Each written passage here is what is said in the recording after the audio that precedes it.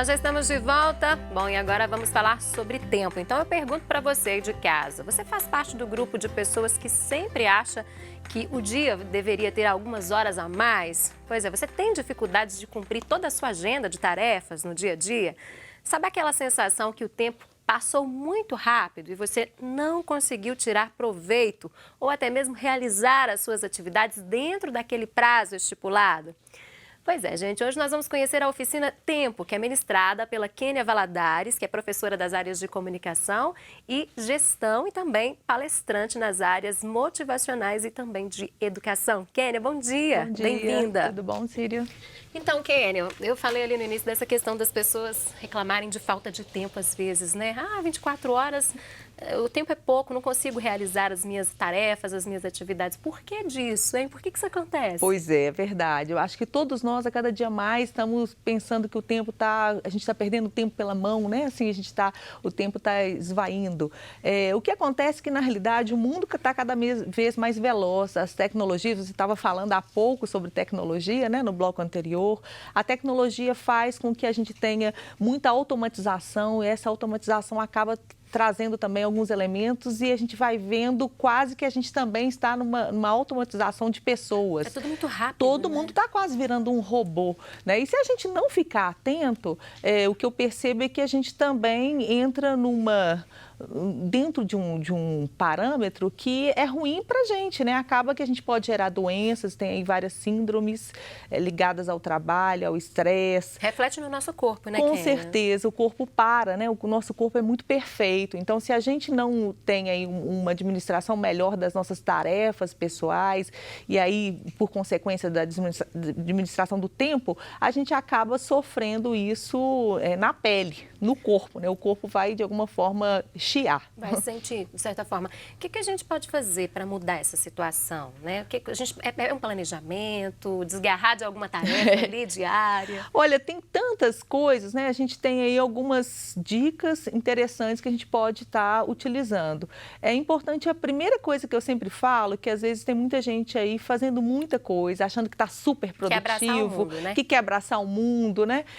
Tem até um teórico que fala, dá nome, né? Fala que assim, tem as pessoas que são o super-homem ou a Mulher Maravilha, acha que vai salvar o mundo, vai fazer tudo. Então, a primeira coisa que eu acho é que a gente tem que dar uma parada e pensar qual que é a nossa verdade, o que a gente está caminhando para onde, né? E a partir daí, sim, ter as suas tarefas agendadas, as suas tarefas programadas dentro daquilo que é seu sonho, a sua meta, aquilo que vai trazer de alguma forma qualidade de vida. Se a gente for pensar na lógica da tríade do tempo, né, que é trazida até por um autor que chama Christian Barbosa, ele trabalha 3 esferazinhas que é super simples, eu acho que vale a pena a gente falar aqui. Uma esfera da importância, a esfera da urgência e a esfera aí da circunstância. O que seria cada uma delas? A esfera da importância é aquilo que vai te dar prazer, que vai te dar fôlego, que vai estar dentro daquilo que é possível você transformar a sua vida e mudar. Então, às vezes, você pode pensar assim, não, a atividade física não está na esfera da importância. Como não? Se isso de alguma forma traz para você uma condição de melhor de saúde, de vida, de bem-estar, se libera hormônios do prazer, né? A endorfina, a dopamina, por que não estar na lógica da importância? Tem que priorizar, então. Tem que priorizar. Então, por isso ela está na esfera da importância. A esfera da urgência é tudo aquilo que a gente fala que deveria ter feito anteontem. É apagar incêndio.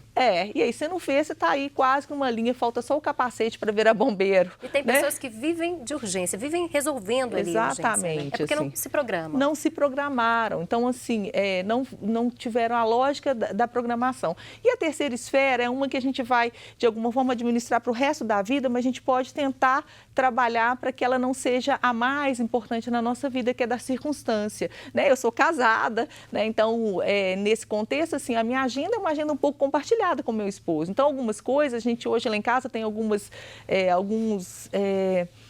aparelhos, né? Na realidade, a gente tem um quadro em que a gente coloca as nossas tarefas conjuntas até para organizar a casa. Por quê? Porque o tempo dos dois também, Sim, né? Porque se eu me organizo no meu tempo e aí tem alguma outra tarefa que ele quer que a gente esteja enquanto família e eu não sei, significa que ali é uma tarefa de circunstância. né? Às vezes eu não sei falar não para alguma circunstância, no trabalho, às vezes a gente não delega funções ou quando delega, pega de volta. Quer fazer tudo e acaba não fazendo nada, né? Tem essa questão. Nesse sentido que você está falando, tem até uma pergunta para você. Sim. Olha só, quem está fazendo é Malu Coimbra, ela do bairro Cabral. Um abraço, viu, Malu? Ela está falando que tem um horário para começar a trabalhar, mas não para terminar.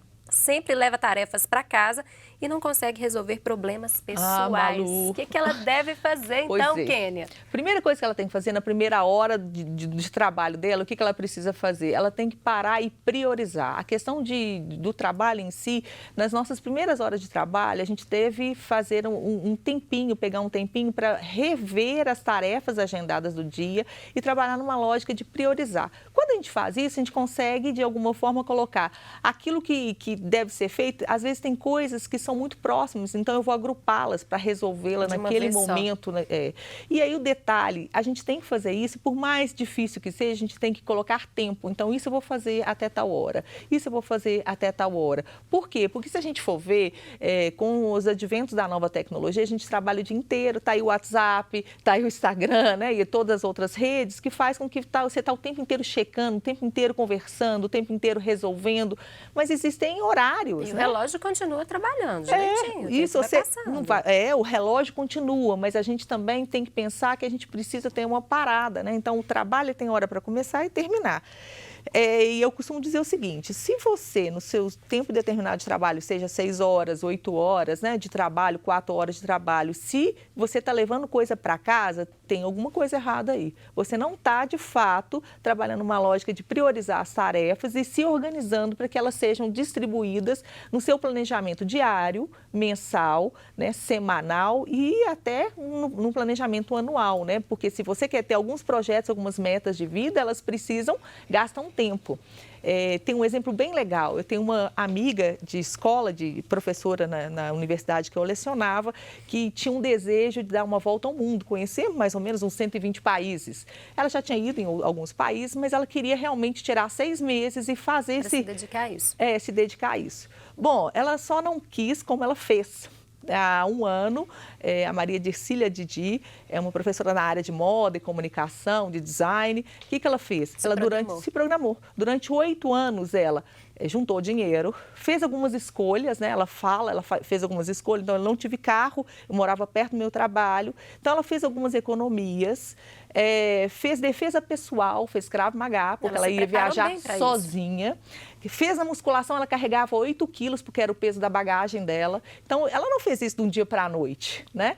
E aí conheceu países maravilhosos, fico vendo lá, via as fotos, foi em Butão, assim, ela realmente deu uma volta ao mundo, conheceu mais de 120 países. Foi possível. Nesses 6 meses, inclusive contando com o apoio do trabalho, sabe como? Ela pediu licença não remunerada, né? Então, para isso, ela precisou realmente se organizar financeiramente. Então, ela pediu uma licença na escola de 6 meses. Quando voltou, ela não só voltou com mais gás, como assumiu outras funções, outras tarefas. Por quê? Porque ela pôde vivenciar coisas que trouxe para ela um aprendizado que pudesse ser depois compartilhado, né? Assim, na área de moda, aprender a fazer batik na Índia. São vários aprendizados, né? Então, se programe, você de casa que tem algum planejamento, algum sonho. Mas para fechar nosso bate-papo, você está ministrando uma oficina sobre essa questão do tempo, né? Sim, Fala um pouco pra gente. A nossa oficina é uma oficina vivencial, ela vai ter parceria dos meninos do Estúdio Batuta. A ideia da oficina é literalmente trazer uma reflexão a partir daquilo que você acredita, ou seja, do que eu chamo de dentro para fora. Então, a gente vai aprender a se programar mais, melhor, nas nossas tarefas e, evidentemente, em cima daquilo que é o nosso sonho, nossos projetos de vida. A oficina, ela... Vai ser quando?